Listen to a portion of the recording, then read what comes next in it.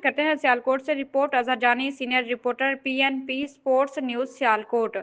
GSL edition 8 का 23वां बड़ा मुकाबला अल हबीब 11 पुली और अवान सुल्तान थे दरगाह के दरमियान खेला गया, जिसे अल हबीब 11 ने 30 रन से अपने नाम कर लिया। पहले बल्लेबाजी करते हुए अल हबीब 11 ने 160 रन का टारगेट सेट किया। हामिद ने 136 और लारा ने 32 रन की इनिंग खेली। हदफ के ताकुब में अवान सुल्तान का आगाज अच्छा रहा, लेकिन अल हबीब 11 की बॉलिंग ने यह मुकाबला अपनी तरफ मोड़ लिया। अल हबीब 11 की जानिब से फैजान जट ने 5 जबकि इशफाक लेफ्टी ने 2 विकेट अपने नाम की, जबकि उनके साथ अकील लेफ्टी और लारा ने शानदार बॉलिंग का मुजाहरा पेश किया।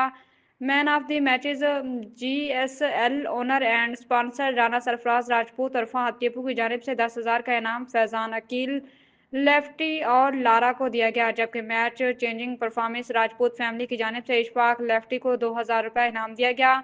मुकाबला जीतने पर टीम ओनर एंड स्पॉन्सर की जानिब से टीम के टॉप परफॉर्मर खिलाड़ियों, एम्पायर्स और मीडिया को इनामात दिए गए। पहली फतह हासिल करने पर मुबारकबाद पेश करते हुए Haji Mohammad Nasir Qadri, advertisement director PNP news HD.